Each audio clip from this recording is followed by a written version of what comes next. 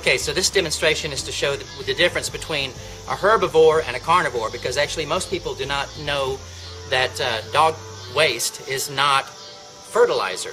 They think it is fertilizer and it's not. Okay, so here's the difference. Now, everybody's heard of manure, and you've heard of, you put it on plants. Farmers use it, of course. But manure, which is fertilizer, only comes from herbivores. Herbivores are cattle, horses, sheep, and goats. Basically, animals that only eat plants. They eat grass and other plants. And so what comes out is basically plant material. That's what fertilizer is. That's what manure is. It basically, the rule is plants in, plants out. That's what fertilizer is. Okay. Dogs are completely different because dogs are carnivore, or meat eaters, okay? So they eat meat, and meat is essentially an animal.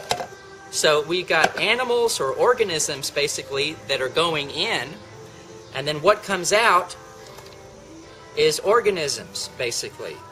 And in fact, what comes out is 20 million germs per gram. That's germs, bacteria, microbes, parasites, and pathogens. So these have zero commercial value. You can't they will not nourish plants. You can't grow anything with it. It's 100% toxic. Okay, so animals in, animals out. Plants in, plants out. This is manure, this is good. This is nothing but toxic waste. That's why it has to be picked up.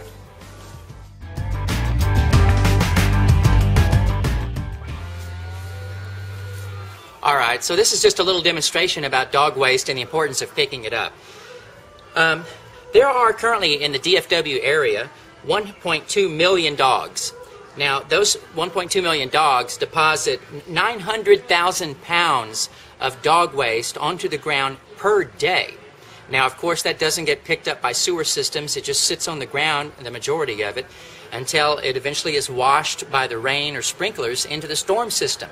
That goes into the storm drains and then down into creeks, tributaries, lakes, and the Trinity River.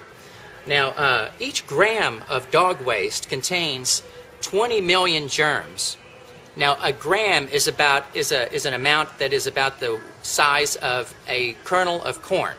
It's not very much. So, of course, one poop, you might say, from the average sized dog contains actually billions of germs, not just millions. Now, most people think that after it dissolves or goes away, that now it's gone, it's turned into dirt, but that's not true. Scientists found that the germs in dog waste can remain viable in the soil and on grass for up to 3 years, actually, some of them. So what happens, they did an experiment in Arizona, and they had people walk around with sterile shoes, just walk around in their daily activities, and they found that even when people walk in areas where dog waste once was, the result is over 421,000 bacteria on the bottoms of their shoes from fecal matter.